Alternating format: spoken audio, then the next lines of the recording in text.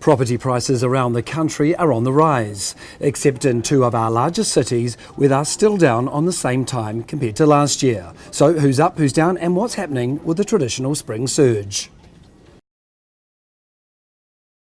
Joining me now is QV's national spokesperson, Andrea Rush. Andrea, kind of feels like a bit of a tale of two cities, especially when you look at the annual compared to the quarterly figures. Let's start with the major centres first. Yes, Tristram. Well, it's been a surprising turn of events with the latest QV house price index figures. They are showing a bit of a surge in the nationwide average value. It's up 6.4% year on year, which compared to last month, it was only up 3.9%. And then if you also look at the quarterly growth, that's where the picture's really interesting. Quarterly growth has risen 3.6% compared to 0.9%, which had slowed to this time last month. Interesting. So a strong quarter. If we look at two of those largest cities, Auckland and Christchurch are slightly down on this time a year ago, but you're saying the action's in the quarterly figures. That's right. If you look at the Auckland region and Christchurch City, they've actually ticked up slightly over the past quarter, and a lot of that nationwide growth is being driven by a strong surge in Wellington regional values. Dunedin is also still strong, and a lot of regional centres around the country are also rising faster than they were. So it looks like spring summer has finally arrived in the housing market in many areas. Activity and demand is up now that the election's confirmed and everyone's moving forward in the market. Bit of confidence, better weather, things are ticking up as you traditionally expect. Let's look into our biggest city. What's happening here in Auckland if you break it down suburb by suburb? Yeah, that's really interesting. The values in the central city suburbs are still pretty strong by comparison. Auckland City East, for example, is up 3% year on year, so it's bucking that kind of negative trend, and average value there now over $1.5 million.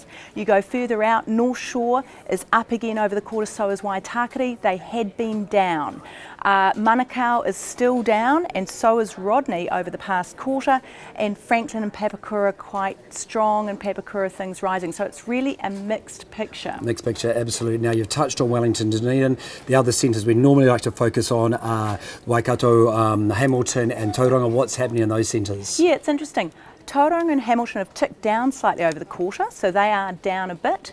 And that's unusual compared to what we've seen elsewhere. That's right. Investors have absolutely left the market there in Hamilton, and that's causing things to really be a lot slower there in the market. And also those areas around Hamilton, places like the Hauraki district that saw very strong growth over the past few years, is down 3.9% over the quarter, and if you look north of Auckland to the Kaipara district, also down more than 4% over the past quarter. All right, the impossible question to finish up with, obviously we've got the result of the election, and obviously the Labour League government has made it clear foreigners will be banned from buying existing houses, yet that doesn't seem to have an impact. We have seen this slight upsurge, which I'm sensing you're a little bit surprised by.